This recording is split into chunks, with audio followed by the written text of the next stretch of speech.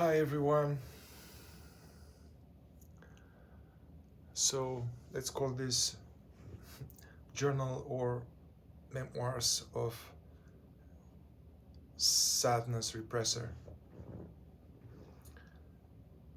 So, Scott talks a lot about anger repression, and however, we all know that we are different. We come different flavors, different configurations. So, yeah, I want to share a little bit before I actually go into some practical experiential work, as well as some suggested protocols of inquiries for some of us who deal with that. And I'm doing this, I guess, um, to help others and to help myself. And I can see to not be alone with this. Yeah, so if you guys remember when, if you know that, like Scott was saying, when his mother died, then he went to the funeral, and everybody was stoic and serious, and then he was just bawling his eyes out, and he was crying for hours, and people were beating him, and he was pitying them, like, man, I'm sorry that you are suppressing all of this. So yeah, I remember in my childhood, so when the people who raised me, they died. Yeah, my grandma died when I was maybe like 13 or something like that, or my grandpa died, and they raised me. And I remember that I went to their funeral, and also they died. And by that time I already had probably already in place this suppression, repression of feelings. I remember that I didn't feel anything when they were sick, when they died at the funeral. Actually, my father was my grandfather was a like World War veteran, so they had soldiers, and they shot like a few rounds of honoring him, and I was holding the wreath in front of all of this in the cemetery, and only when they shot, now when I think about it, only when they fired the gun, then I just I think I had like squirted out maybe 20 seconds of sadness, and I cried for 20 seconds. And then later, I think a couple of years later or a year later, my grandma died, who was truly like a mother to me.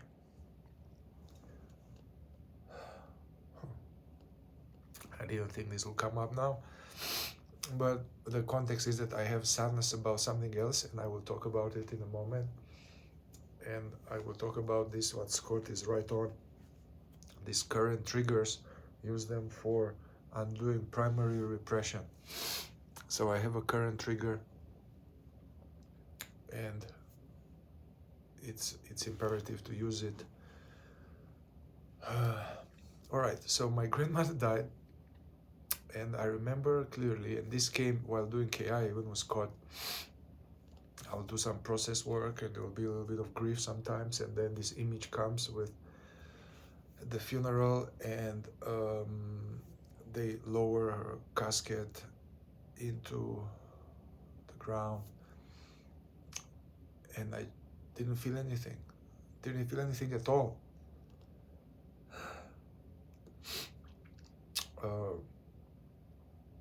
When she was sick, when she died, after she died, afterwards, nothing at all. Maybe like 3 years ago, as I was already a therapist, and I was doing somatic psychotherapy and also psychedelic work. This brought things up, so I remember that in connection to current trigger, yeah, some separation from a loved one or end of a relationship, it will come. It will come. It came once or twice. This thing with my grandma, really deep grief, and I would cry for a little bit. I remember that maybe 3 years ago, I had a workshop with Scott here. We did it together and we had a session, and I don't know what happened there. Yeah, I remember now. There was actually, I felt something in my heart, but no emotion. And then I don't know, Scott, we were like actually just having fun. And then I told him I have this thing in my heart, and he was like, "Well, you want to look into it?"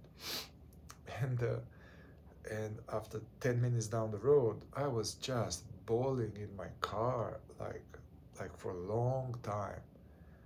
This was before the repression work was formalized as a method. Yeah, and I remember that as I was doing that, I would say things like, I think Scott was walking me through some boomerang. Okay, so this image is, yeah, this image when my grandma came, and it was like, what does it mean? And then it came out the words, you know, the mental content, the message that was locked into the memory, and the memory locking the grief. And I said that it means that love died. Love died. And then it means that I'm alone. I'm alone. So I remember that although at that time we didn't have as a formal body-mind mirroring, I remember now it was actually strange for me because I was, I think, a KI facilitator with just regular KI, and Scott, he would just repeat back to me. He would say, "Yeah, man, love died." And I would be like, "Yeah, love died." And he would repeat it back to me. And I will be like, "Yeah, man, it died." And I would just cry and cry and cry. And then he would say, "Love died." And I would say, "Love died." Now I'm alone. You're alone, man. You are alone. I'm alone. So, and I would repeat these words. And these words was almost like squeezing this reservoir of grief. I wasn't doing it consciously in a way that I was just saying these words and I was identified with them and I believed them as true. And I appreciate that Scott let me be identified with it. And but as I repeated it a bunch of times, at some point I could even feel my grandma's spirit or love, or these people who died. They're right there within my field in me. And so as I repeated maybe the 20th time, love died and I'm alone, it dawned on me like, what the fuck?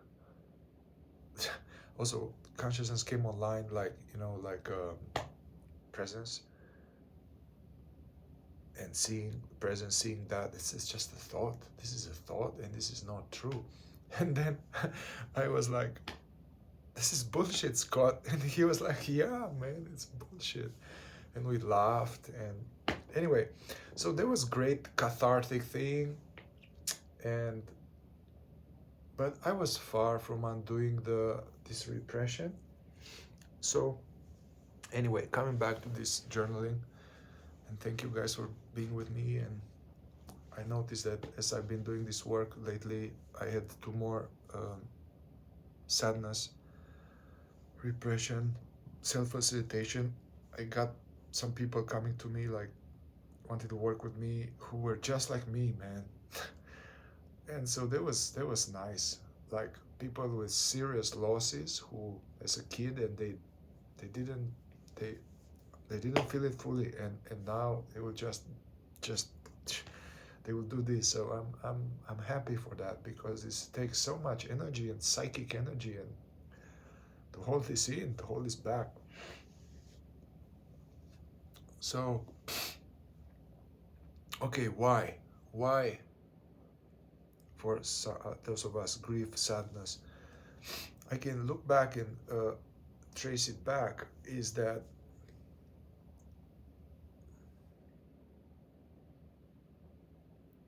Yeah. Also, when I was, I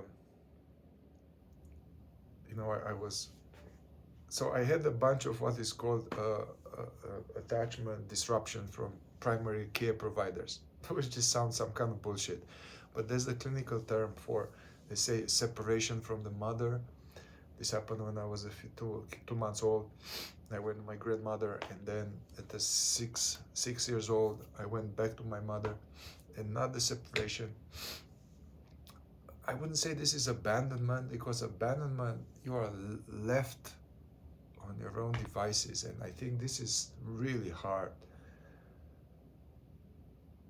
I think abandonment, I thought that this is abandonment, but actually I was loved. I was loved, and my parents and my grandparents were loving and there for me, and in spite of all of that, yeah. So I had these moments, and so at 2 months old, surely for a baby who is supposed to be on the mother, this is hard. This is like life and death. So that's definitely some extreme fucking terror. I think, yeah, there was terror and extreme sense of distress and sadness and no thoughts. But there's this idea that there's a pre-verbal trauma. Yeah, people say pre-verbal trauma, meaning that the baby or the little toddler didn't have cognitive faculties, which is harder, they say, to work with it. But yeah, it didn't have thoughts. But one of my teachers said, but consciousness is intelligent. Consciousness, like that which is aware right now, presence, is not it's not dumb. It's not just conscious. It's a conscious intelligence.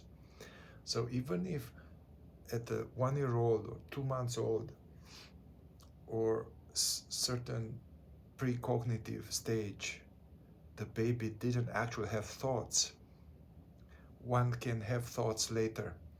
There was some sense of, I'm afraid, I'm alone, don't go, don't leave me, what's going on? So there was this information, although it wasn't as a thought. But what is cool is that although it didn't have thought at that time, processing later, there's a meaning that consciousness made, Like, I had, even before I met KI, I was engaging in Hakomi therapy, which is very good as compared to talk therapies. Closed eye, processing, a big, thorough second dimension practice. And I remember that there will be this, this will end, any love, any good connection, anything, this will end. It will bring a certain kind of shut down, frozen feeling. Yeah, so then my system learned not even allow it, not even allow love.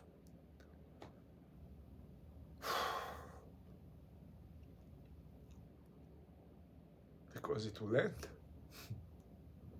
And all of these were below my conscious knowing while I was doing awareness practices and being in a spiritual group for years and years. All right, so let me get back on track here.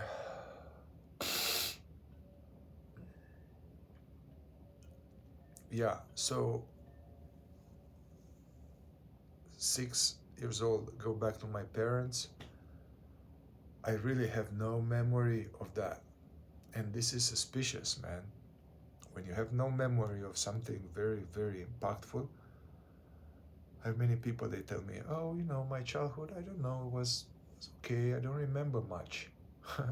I'm like, okay, well, that's probably some really painful shit happened there, man. All right, so that was probably also this separation, like love and safety and like, yeah. So didn't feel anything, or probably I felt something and I shut it down. I don't remember. When I did psychedelic work, intense states will come that were really, really unpleasant. And I would see that there will be those things. The baby would feel like this, the little boy would feel like that. All right, so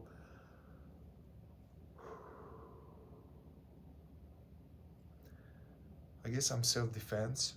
This is why some self-defense. Also, we get through osmosis some of the programs of our parents. We get it through osmosis, through mirroring neurons. So my father spent 40 years, 50 years of his life in a communist regime, dictatorial, oppressive, harsh, that took his father, whom I never met, they took him, put him in a labor camp, concentration camp when he was a boy. And it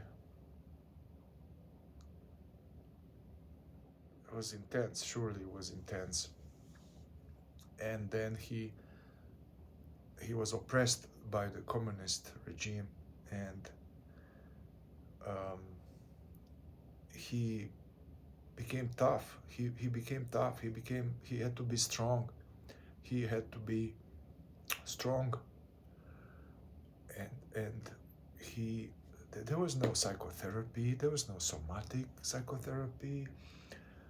He needed to provide. He needed to study hard. He needed to consciousness survives, wants us to survive as a species. So also I remember the story that I learned from him later, that once he was a teenager like me, and then I think he was experiencing some emotions or something, and he had a mentor, an older guy who was almost like a KGB, like a Romanian version of KGB kind of officer, who kind of befriended my dad somehow because they were playing tennis. And this guy told my father, when my father was young, and he saw him, they had some tears or something, and he told him, never let them see this. Never show anyone how you truly feel. Never show this. And then my father, I guess there was his programming. He kind of suppressed everything, and he didn't show his emotions at all.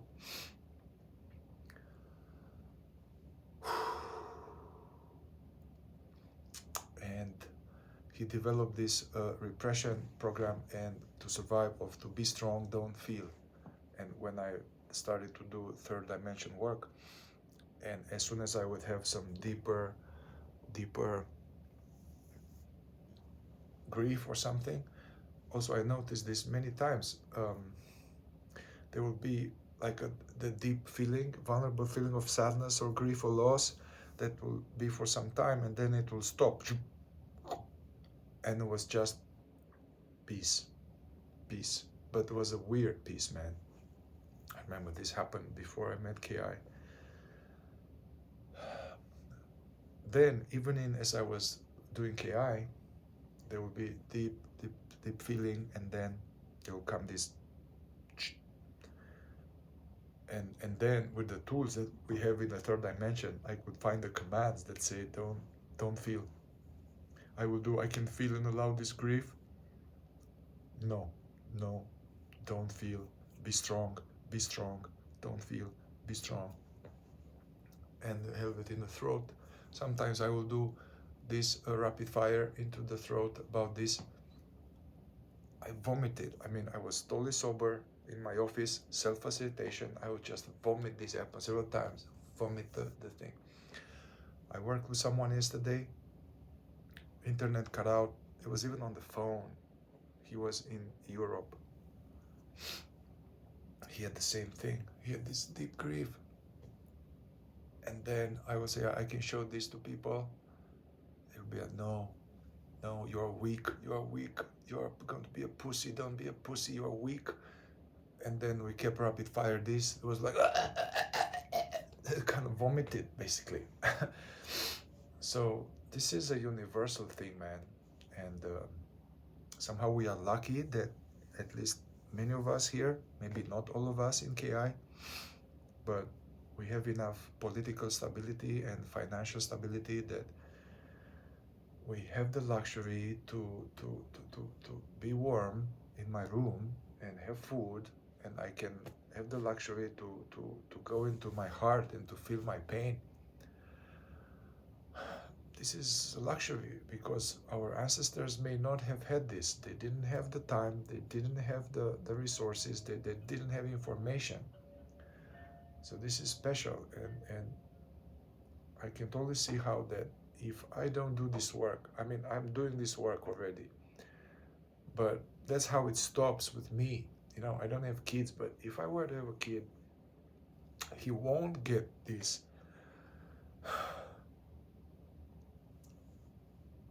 program of don't feel your feelings, don't feel, shut it down. And he can still be strong. He or she can still be strong, resilient kid, but he can feel everything.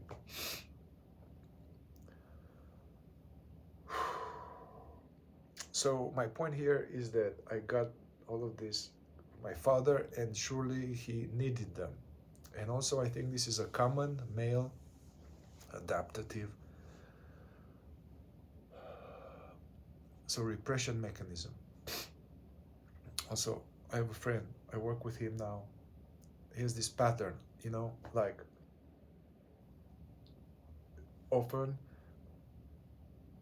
attacks, lashes out with anger with his partner, when his previous partner is a previous partner, and although he is a deeply loving, caring, wonderful man who has done a lot of spiritual work, it just lashes out, just out of control at his partners. And let me see what's happening here, because I have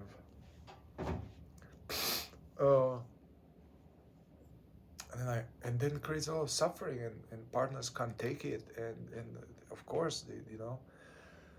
So anyway, I work with him just 1 or 2 sessions, and I realized that what's happening, and we go to family of origin, and if we start to do these inquiries, like I could feel and show fear, I could feel and show sadness. They would always, no, there's not an option, there's not an option. And whenever he showed sadness or fear, or had fear as a baby or as a little child, they would send him to his room. They would just send him into his room, and they would punish him, and they would beat him. So then he would just be in his room, like just shouting and doing all of these things. And so somehow he formed this thing. He got this thing that the sadness not allowed, fear is not allowed, anger is allowed. Also, there was an anger in his family. So somehow we figure out that underneath the anger and outbursts, there was like fear, there was sadness, there was fear. I'm afraid of this, I'm sad about this, but it comes out of attack, you know. So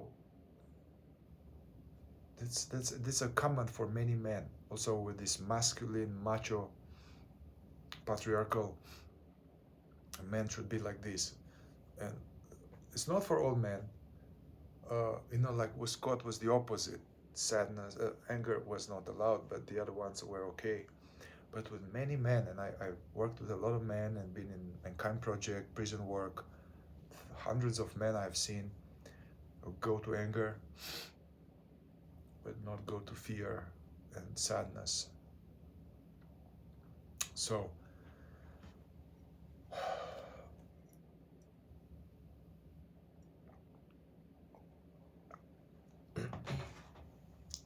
Scott talks recently about this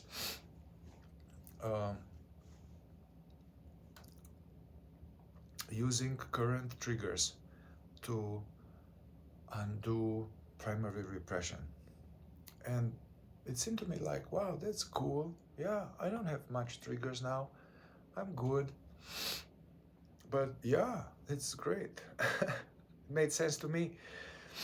But now I get it. I totally get it, and I really recommend you guys to watch this video. So okay, so what it means is that, and what it means for me now. Let's make it real, guys. So uh, current trigger, yeah, is that some very legitimate. I think electricity cuts out here. There's a big snowstorm. Okay. Current trigger is that there's end of a relationship that was very meaningful, with lots of love and deep closeness in my life. It lasted a long time, and that's life, you know. Um, that's life. And Buddha said, you know, there's suffering, old age, death, sickness, and loss. And the wise man embraces those. So there's very legitimate sense of sadness, grief, loss. Underneath, it links to the reservoir of unfelt losses. And so there is very legitimate on top emotion here. Yeah. Now I can tell you guys that I had a bunch of relationships in the past, and there was this pattern. So this, how did this little boy repressing sadness, how did it play out as I become a handsome young man? Have romantic stuff. It played out that as soon as I would have a, as soon as I would have a, I get close to someone for some time, mysteriously it would shut down, actually. And I felt like, well, I don't feel it anymore. I don't know what it is. Maybe it's not the right person. I'll come out. Not feel much grief at all. Next person. Again, as you get close, I'm open, loving, connecting. Within a certain point, something as a cap on how deep I could go emotionally in a loving connection. Anyway, so for a long time, this pattern happened. I go deep, it stops, I bounce out, I don't feel anything, I don't feel grief, I don't feel sadness, and I rush into a next relationship. Avoiding a sense of being alone. Because I'm alone, this may come. It's going to eat me up. The sadness, the grief, all that. As I got into spiritual work and as I got into good second dimension work, I started to actually go deeper in love and allow people in my heart more. But still this pattern was playing out. And I started to notice that I will have a relationship when it end, and I will feel these contractions and stuff, and like, but I know I would apply on top of the childhood repression inherited and practiced. I also know all these spiritual practices of witnessing and taking refuge in awareness and being the witness and non-duality that I will use to not feel this. So I would use very lofty teachings, neti, I'm not that, I'm that which is aware. I'm the presence. Am I these sensations in my chest, this sense of, or am I that in which they appear? Also, my teachers, who are now famous non-dual teachers with thousands of students, they would somehow point me towards this, hey, you see, you keep going with what you are not. They will say, you keep going with what you are not. Why don't you stay as what you are? So, and I knew that is true in a way, that I am the presence, I'm not the feeling, but I will use that to continue to bypass sadness and grief. and underneath of that, the trauma of separation. So I remember that. Okay, wind down, come back now, more like last 4 years or 5 years, this loosen up. So I would have this, I would go this and have these feelings. They couldn't be suppressed anymore. I couldn't, there was now here loneliness, sadness, these states, these stress states. Unpleasant, man. Fuck. I didn't like them. But I would also do the best I can to welcome them and let them devour me the best I could. But I would still suppress. I would suppress. I remember I would have these states of, in the night or after work, of sad and lonely. I would just allow it for like 5-10 minutes, but then I would resist it and I would smoke weed every night. And then that goes away and I'm in a state of connection with whatever.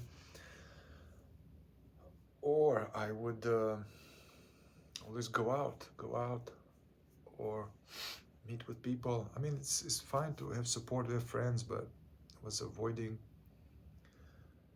feeling. And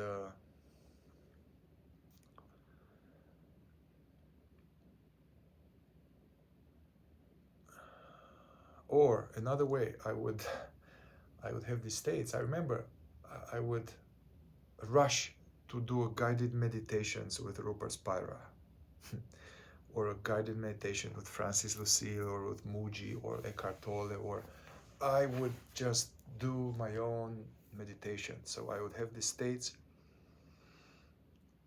and I didn't have the skill, or I didn't have the ability or the courage or the readiness to be with them fully sober. So I would numb out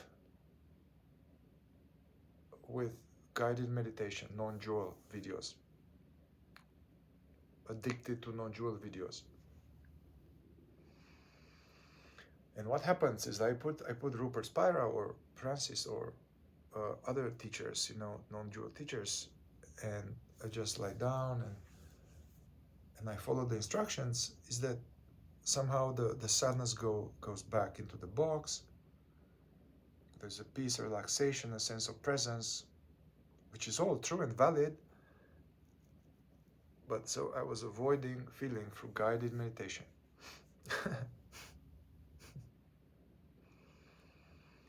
Then you need to do it again. You need to do it again. The next guided meditation, next satsang, next retreat.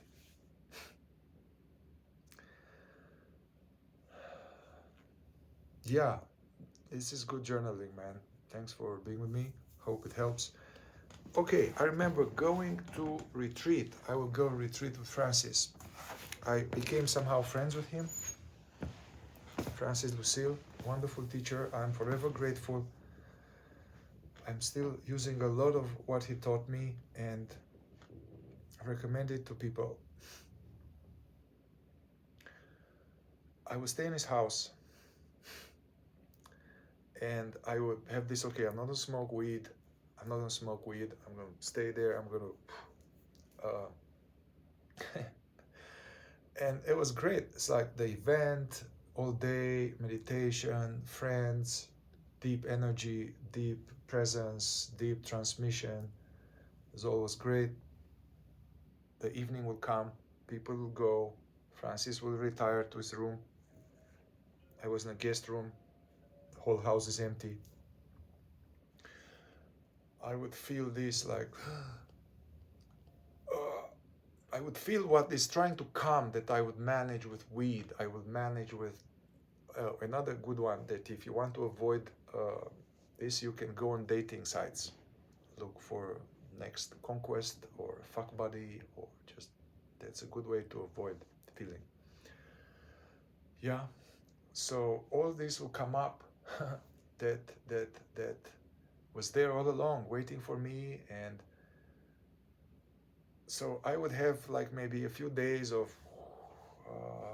in the evening I could feel this, like this this unpleasantness, this distress, loneliness that was still repressed. And I would just now go into put some more Rupert Spira guided meditation, some more something, some more. Yeah. Although in the teachings they would say, hey, if when a sense of lack comes up, when the sense of distress, let it devour you. Let it, welcome it completely. It's not going to kill you. I really liked those pointers. I felt like, yeah, yes, I'm going to do that. But I couldn't do it. I couldn't. This repression and suppression was very strong. I remember one time, anyway, I go to the retreat the next day, and I ask Francis, like, hey, this is happening in the evening. I'm here. Of course, I would hide from him that I was smoking weed in my everyday life to manage this. I would hide. Shame. The whole thing, shame is like a whole thing. Maybe I'll get into it later. Hiding. I guess I'm doing better with that. Like I'm sharing this here with everybody. So, all right. So I'll go to him and say, yeah, man, there's this. I didn't know. I didn't even know what it was because I couldn't stay with it much. This distress, this sense of loneliness, something is wrong. I would ask him, what is this? Is it? And I remember he would say, hey, man, so something like, can you just feel it?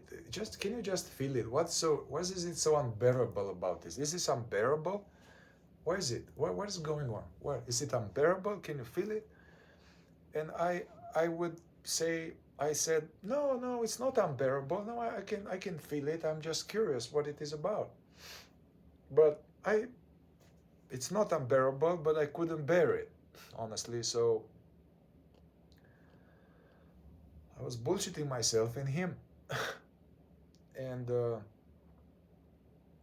then I pushed him. I was like, okay, Francis, so if you had this in the night, comes up in the evening, you feel this thing, what would you do?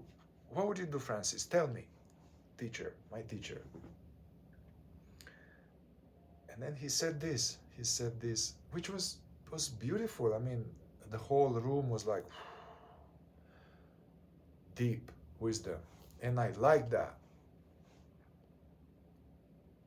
It didn't help me undo repression at all, but he said, he paused, which I really appreciate when the teacher doesn't just answer me from the head.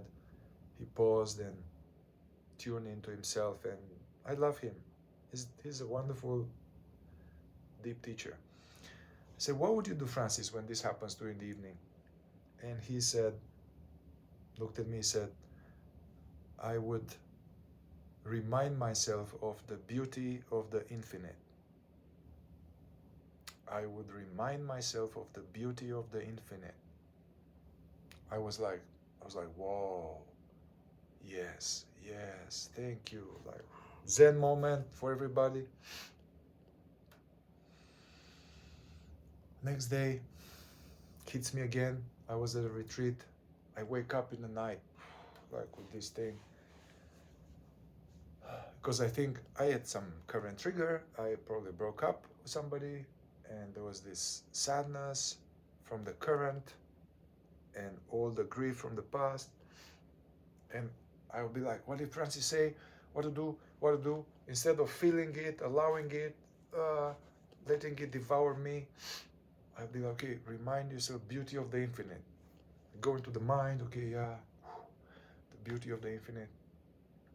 But it was magical because also I was in his library, and there was a big window, and as I stood up, the lights outside turn on, and I see a coyote.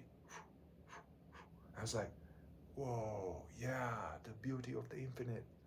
So anyway, so that is still true, and I am still going to use this when I feel fucked with grief.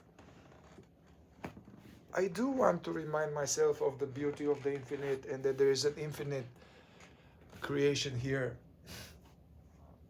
But first, I want to do some allowing the sadness, and this is hard for suppressors, to allow it and to feel it and to poke at it, because often it's not coming.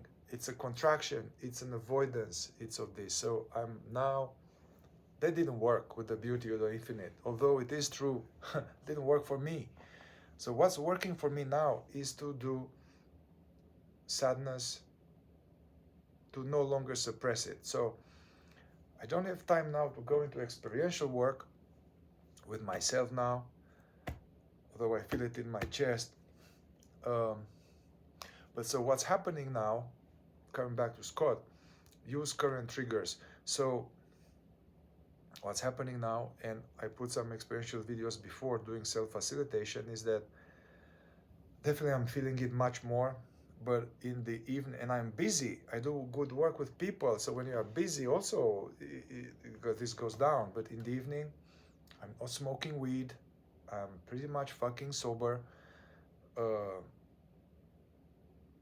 and I feel the sadness. I'm sad, I'm sad, I'm sad. I want to feel this now. I want to feel it. It loosened up a lot now to the point that it can flow. So I'm doing some self-facilitation of sadness allowing, grief allowing, unpacking it. And it's going much better.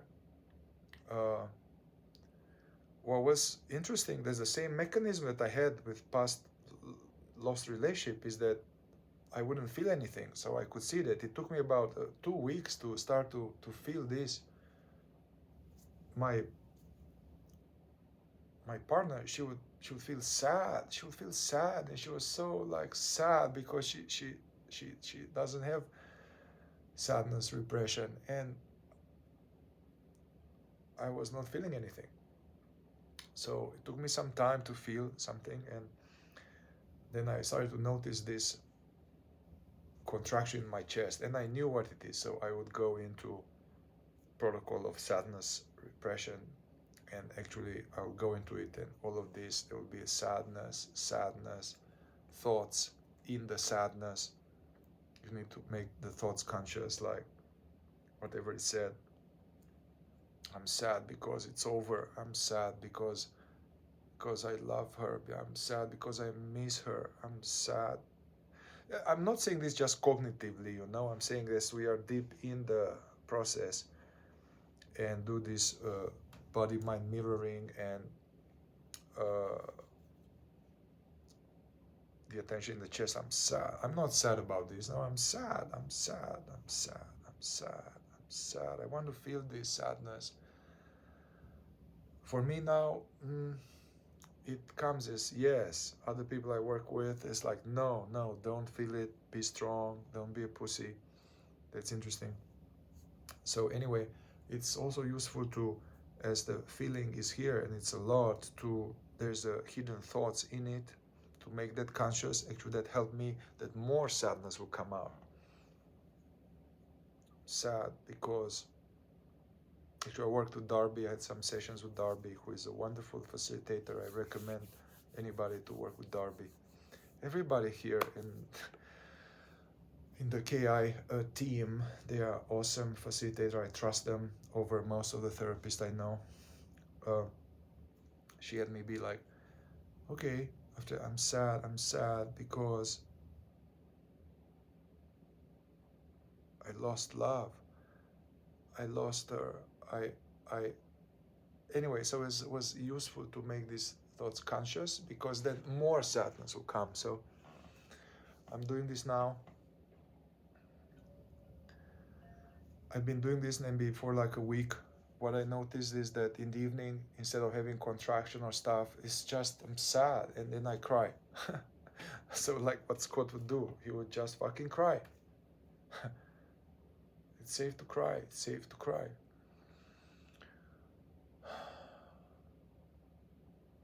Even I'm lucky, I work in a place where my employer is very deep therapist and wonderful spiritual practitioner and a brother to me.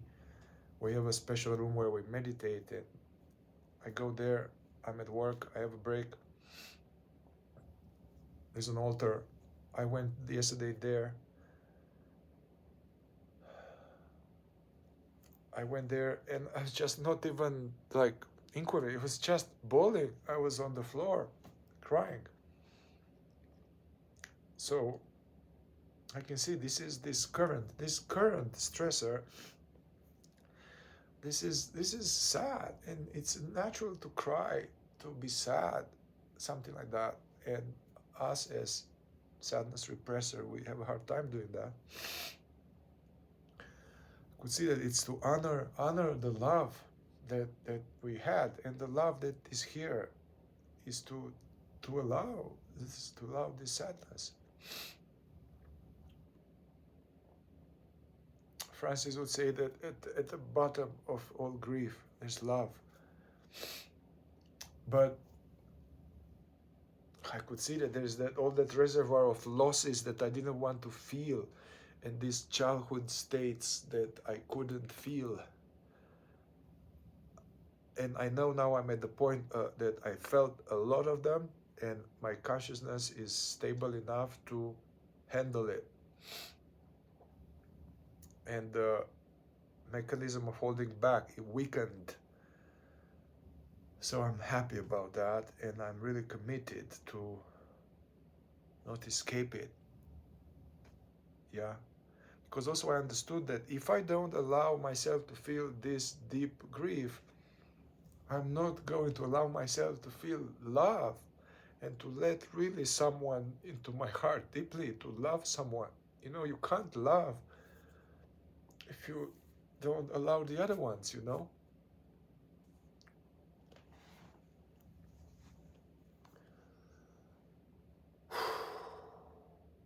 So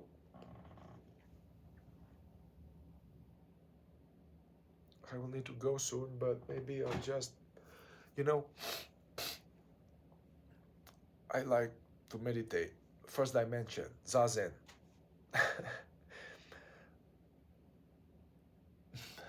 But Scott asked me some months ago, it's like, hey, did you notice that as you undoing the repression, you are less interested in meditation or non-duality? And I was like, yeah, I think so. But totally, I'm totally less. I'm putting now some guided meditation. I'm like, okay, dude, that's good, but I don't, it's all fine. I just need to feel this now. Or I'm now wake up, incense, you know, nice altar, Buddha, mystical. I sit now. There is heaviness in my chest. So what's the right thing to do is to go into second and third dimension now, not to stay on top of it. Let it melt. Let it cry. That's the meditation, man. That's what I need to do. So I'll make another video later with some clear protocol and what I'm using, which is kind of the same thing that you use with anger, with fear, the inquiries. So let's stay here for a moment. And thank you for being with me here, and thank you for all of you guys there who are doing the work, and for all the friends in KI, and the brothers and the sisters, and the ones that I know and the ones that I don't know. We can really feel.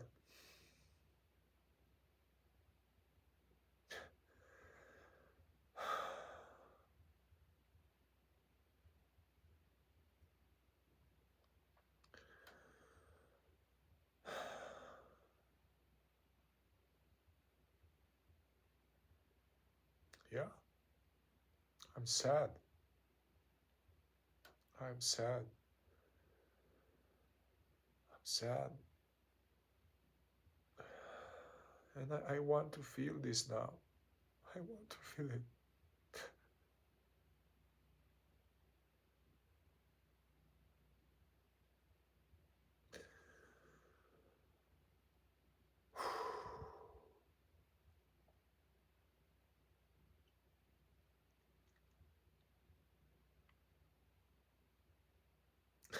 It's not gonna kill me.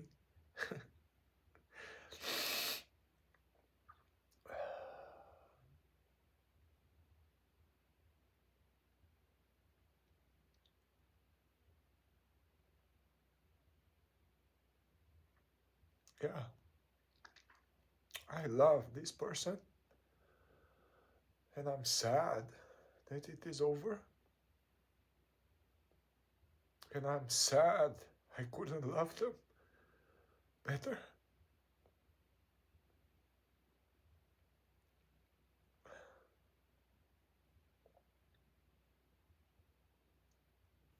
And it locks to the file of I lost family. Because this person was closer to me and my family. So it's very legitimate to be sad. I'm sad. I'm sad.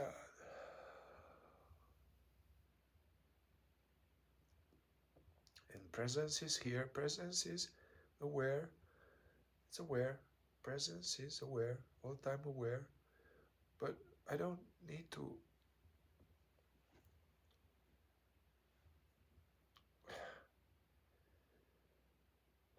rest as awareness now and avoid feeling. Rupert would say that consciousness is that consciousness or awareness. This is a great definition for guys interested in non-duality, man, and this is a non-dual approach. Consciousness, awareness is that whatever it is which is real, which is aware of our experience. Consciousness is that which is aware of the sadness and the tension in the chest. Consciousness is that in which the experiences arises. Consciousness is the aware background, the presence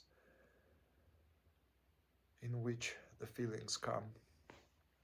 And consciousness, awareness is that out of which the experiences is made. So this sadness, this so-called loss, this grief, this is none other than consciousness. So I don't need to separate myself from it to go to some other consciousness. It's just avoiding feeling.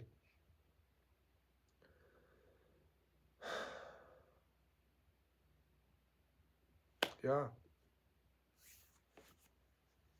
All right, guys. And thank you, Scott, for bringing this into the world. And thank you, Scott, for tirelessly helping us. May your mission come true, that this work survives your lifetime and our lifetime, and hopefully YouTube survives. At least we survive, and we continue this teaching, and other people will learn from us. And all right, I love you all. It's safe to feel. Ciao, ciao.